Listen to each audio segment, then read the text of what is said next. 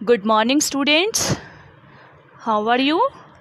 I hope all are well and all are doing your study very well. Students, in previous days, we have started a new chapter number 6, that is spoilage and wastage of food. And on Friday, we have discussed spoilage of food. Food spoil कैसे होता है. And also we have discussed the activity of bread molds. I hope all of you have done this activity of bread mold.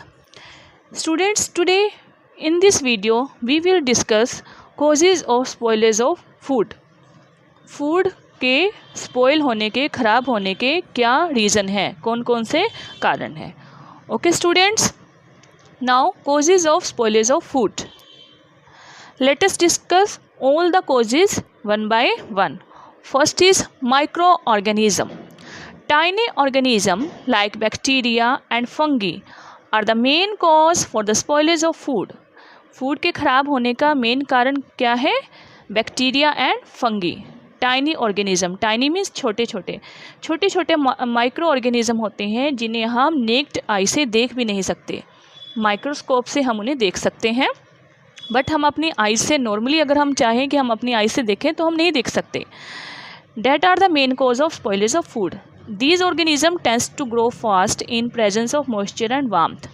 In the activity of bread mould you have must observe that the moisture and temperature were two important factors for the growth of bread mold organism.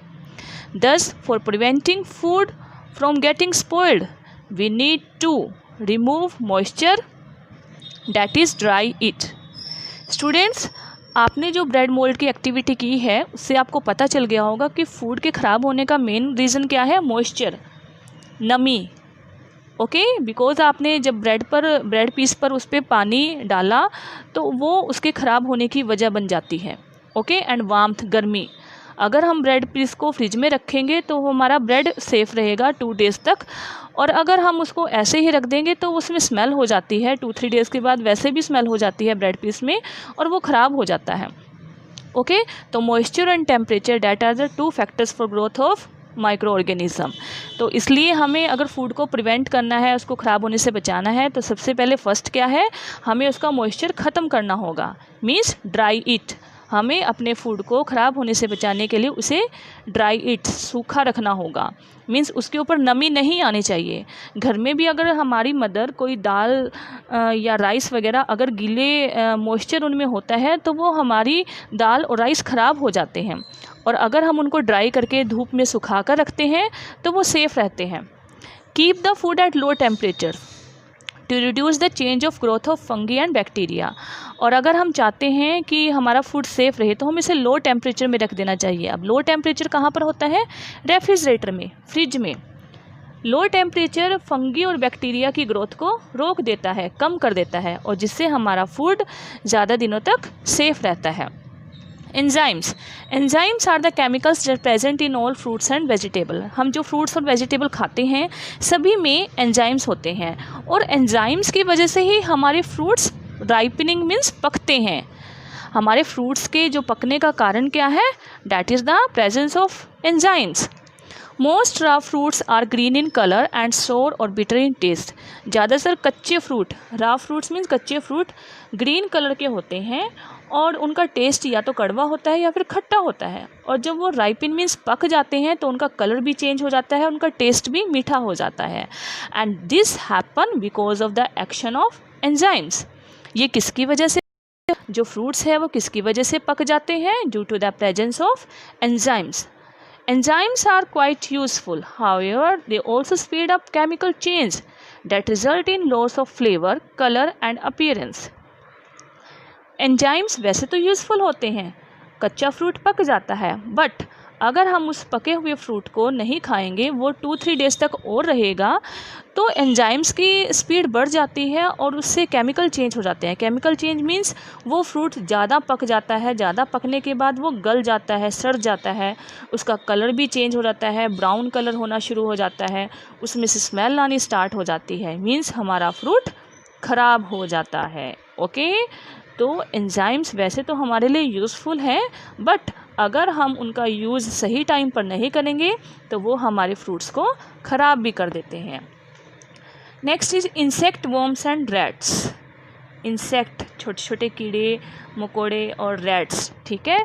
These animals usually make their home in places that are moist and dark where food items are available. हमारे घर में जहाँ पर food items रखी हुई है, ज़्यादातर cupboards में, स्टोर में अगर हम रख देते हैं ग्रेन्स को, तो मोइस्ट एंड डार्क, अगर वहाँ पे अंधेरा है और मोइस्ट अगर नमी है, तो वहाँ पर ये कीड़े मकोड़े जो होते हैं अपना घर बना लेते हैं।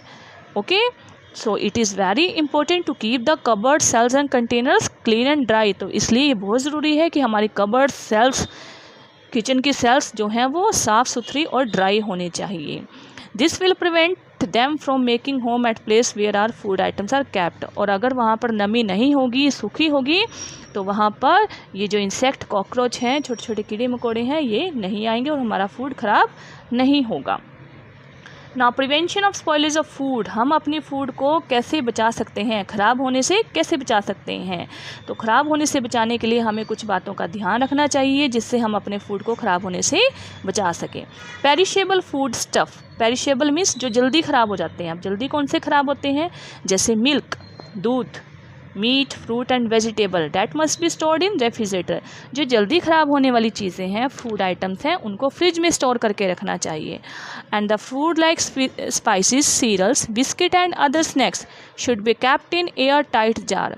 जो बिस्किट्स होते हैं, अनाज, सीरियल्स होते हैं, दलिया वगैरह या जो स्नैक्स होते हैं, उनको एयर टाइट जार में बंद करके रखना चाहिए और इनमें मॉइस्चर नहीं जाना चाहिए और नमी नहीं जाना चाहिए, ठीक है। आपने नॉर्मली अपने घर पे देखा होगा, अगर हम बिस्किट का पैकेट या चिप्स वगैरह ओपन रख देते हैं तो थोड़ी देर के बाद उनमें नमी आ जाती है और वो टेस्ट लेस हो जाते हैं, वो क्रिस्पी नहीं रहते, कुरकुरे नहीं बनते।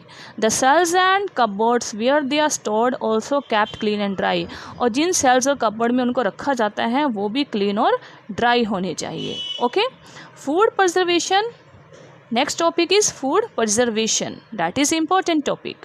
Food preservation is the process of treating and handling of food to stop or slow down the spoilage caused by microorganism. Food preservation का मतलब है अपने फूड को सेव करके रखना, ख़राब होने से बचाना। अब ख़राब कौन करता है, माइक्रो ऑर्गेनिज़म। तो अपने फूड को माइक्रो ऑर्गेनिज़म से बचा कर रखना, that is known as food preservation. And food preserved by this method can usually be stored for a quite long time. और अगर हम फूड को स्टोर करके रखेंगे, एयर टाइट कंटेनर में बंद करके रखेंगे, नीट साफ़ सुथरी जगह पर रखेंगे, उनको ड्राई करके रखेंगे, तो नेचुरली हमारा फूड जो है वो प्रिजर्व्ड रहेगा, सुरक्षित रहेगा, ख़राब नहीं होगा। हम जब भी यूज़ करेंगे वो हमें फ्रेश मिलेगा। Okay students, this is the food preservation. This is that is all for all, that is all for today. So students, you have to watch this video again and again and learn how we can prevent our food from spoilage. Okay students, so thank you, have a nice day.